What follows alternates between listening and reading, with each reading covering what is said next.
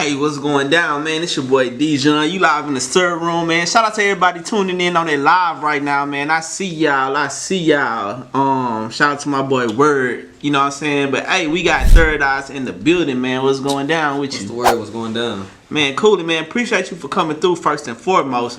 But you know, let's just get into like the basics real quick. Like, let everybody know, you know, who you are, where you from. Alright, I'm Third Eyes. I'm from Bryan, Texas, like an hour away from here. Moved out here, you know what I'm saying, about 7 years ago. I'm doing music and shit.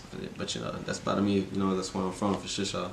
Yeah. You say Bryan? Yeah, Bryan College Station. Okay. Man, we actually went out there and we linked up with an artist out there named Lil Say. Lil Say, y'all know. Familiar with him? Yeah, we went out there, linked up with him, and we did a quarantine radio. Yeah, I know Lil Say. Yeah. So shout out Lil Say. He just hit me up earlier today trying to set something up. But yeah, man, coming from Bryan, College Station, it's like a small area, you know what I'm saying? Yeah. But you got a lot of people that's out there rapping and stuff like that, you know, trying to get exposure. But like, what would you say the differences are of a small town, like trying to make it out of small town versus trying to make it out somewhere like Houston? Really, like I said, well, out there, you really ain't got too many, you know, connects and stuff like that. So you really just gotta network and, you know, get your name out. So you really gotta move to the city. Yeah. You know what I'm saying? Even then, still, you know what I'm saying, Houston, same way, you still gotta, you know what I'm saying, venture out and still, because you can only get so far uphill. So, you know what I'm saying, you still gotta go, you know, go out of town, go out of state, you know, network, get your name hot and all that shit. For sure. And I always thought of it like, you know, if you were coming from a small town, like you have more access to getting more exposure because it's not as many people. So like when you making moves, like more people see you. Cause you know in Houston, like it's so many people that doing it. You can blow up. You can literally blow up. Like it's artists that's well known, streaming 100,000 plays on one side of town, but the other side of town never heard of them in their life. Never heard of them in their life. That's just how it is. But it's the same thing as like Bryan College Station. Cause like we only got one radio down there. I think that's 101.9. I ain't been down there so long, but I think it's 101.9. And even then, they don't play like local music or nothing like that. You know what I'm saying? They playing like really. Yeah, they playing mainstream. I mean, it's like our radio too. Exactly. They play more mainstream. But even then, radio down here, they still play Houston artists like Zero, Slim Thug. Oh yeah. Yeah. So you know what I'm saying? It's a difference. Well, I'm gonna say this: they play like Houston royalty, but as far as like when you up and coming, it's hard. Like they kind of catch on to you when you already on. Yeah. So we did have a chance where they did like the Chopaholics mix or the Switch House mix, where they would insert like up and coming artists into the mix. Watts put me on with the flex finessing on that. Shout out Watts, he did that. Oh yeah, shout out Michael Watts and Hustle Life, man. Shout out to the Hustle Life. Click Clack, what's up? Click Clack, that's my boy. So how long you been out here in H-Town? About 8 years, man. Yeah. 8 years, yeah. So is it like a major difference coming from there and being out here? Well, my family from here, like my mom's side of the family, so I really just been like me living out here. My mom been 8 years. So I went to TSU, graduated, and now I'm getting my master's. Okay, and shit. Shout out TSU too. Yeah. So I've been out here like living on my own for 8 years, but my family from here, you know, they was born and raised here, but moved to Bryan when I was a kid. So when I was born, I was been in Bryan. So I always been back and forth. So ain't nothing new to me, pretty much for the most part. Man, I remember being out in College Station once, and we went to this spot. I want to say Northgate. Mm-hmm. Man, it was going down. That's the little strip. It was going down, man. Yeah, I know. But man, I've been trying to remember like a couple of spots we went to, but it slipped my mind every time. But y'all do got a party scene out there. Is it kind of like, you know, you go out here like a lot of artists try to slide the DJs music in the club and stuff like that. They not playing it out there. None of that. Yeah, I seen somebody on my Facebook the other day from out that way, and they was saying the same thing, like how they got to come out here to Houston because they artists not really playing the music. And even then, like, you know what I'm saying, like I said, you really just still got to network. You got to network. That's what it's all about. It's all about. You know what I'm saying? You can only do so much. So, you know, before the interview started, we sat down and watched a couple of your videos. Mm-hmm. You know, man, it's real. You can really tell that you investing money into your career. You know, you putting out high quality videos and really making some major moves. Mm-hmm. So, like, what's some of the things, like, what made you just decide that you wanted to invest so much into the music? Invest so much in the music, just pretty much just something I love to do. And I always like, you know what I'm saying, listen to Screw growing up at an early age like that, just freestyling in the car, you know what I'm saying, smoking weed, you know what I'm saying, getting high. Pretty much. So what made you just decide to take it seriously? Take it seriously? Really, I just kept going to the studio, and when I produced Flex Finesse, and everybody's like, yeah, that whole jam. So I was like, all right, you know, I'm about to put a video out. And then, hey, it just went from there.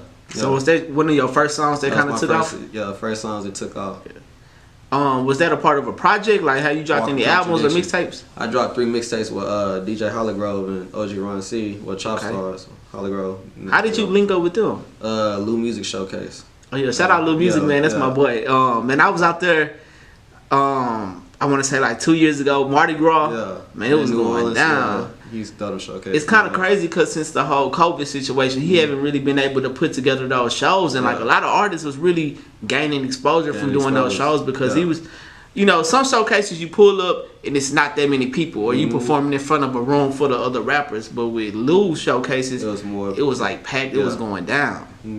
Shout out Lou, because me and him he used to let me work for him back in the day. Shout out Lou. Shout out to my boy Lou, so man. He used to help me let network and stuff like that. Shout out that boy Lou. Man, so, you know, speaking of like the whole COVID-19 pandemic and everything, did it kind of affect you in any way with the music?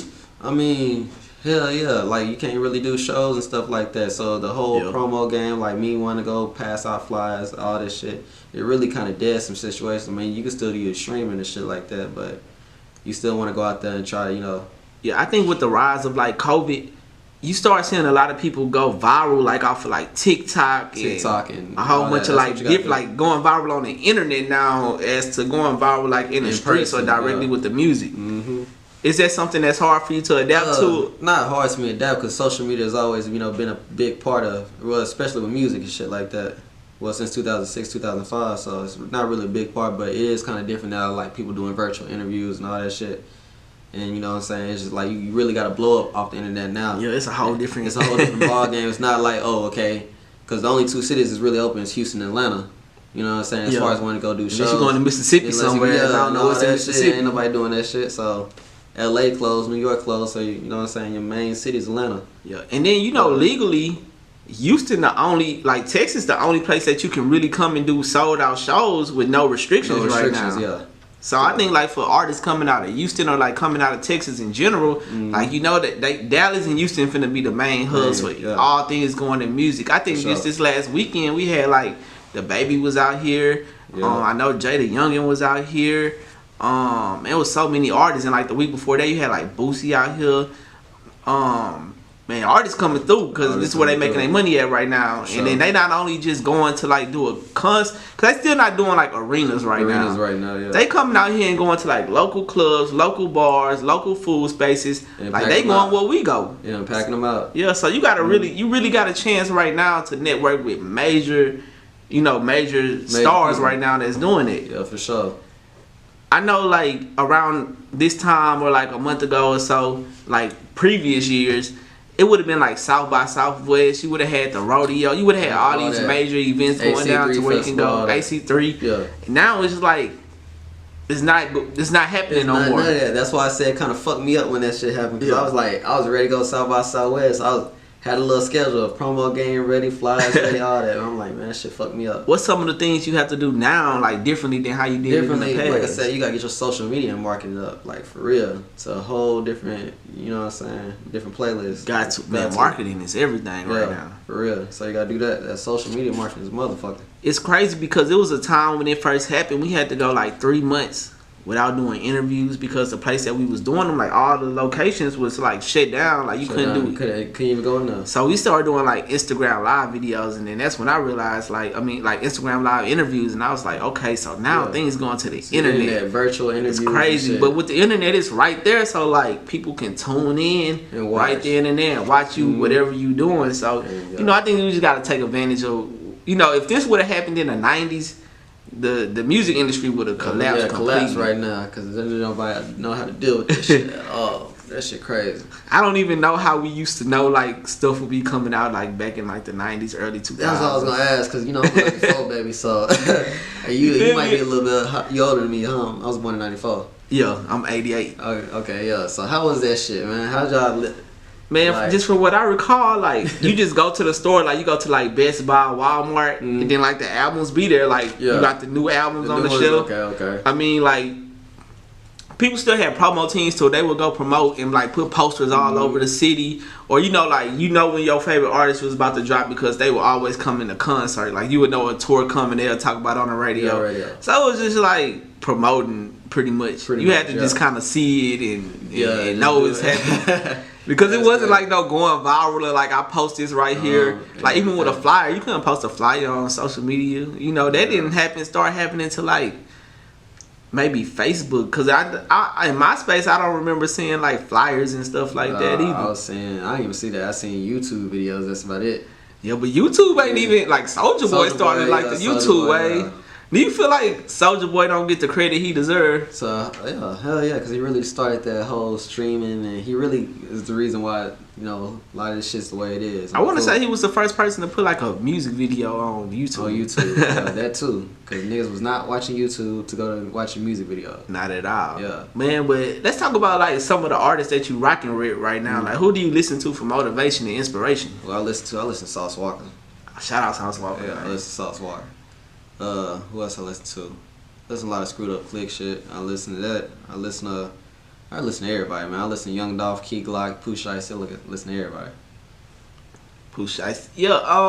I know like with music now, you know, like cause you said you was listening to like Screwed Up Click and stuff like that, but the music now is so much different. You know what I'm saying? For sure. But I like an artist like Sauce Walker because before Sauce Walker coming out of Houston, you had to have like that Screwed Up Click sound. Like if it wasn't like that slow down sound or like that freestyle vibe, nobody wanted to listen to it. And if you did come with something new, no, they didn't want. They couldn't adapt to it. And then Sauce Walker came and kind of changed the tone. Yeah. So it's kind of like now you can be like whatever you want to do. Fast paced. Yeah. But man, Sauce Walker really did change the tone a lot. Like, you know, I feel like people don't give him credit, and I don't even want to say just in Houston because like you had like the whole rap gang talking about that was dripping and they South stuff and all. Before it was South, I don't think we heard that at all. You know what I'm saying?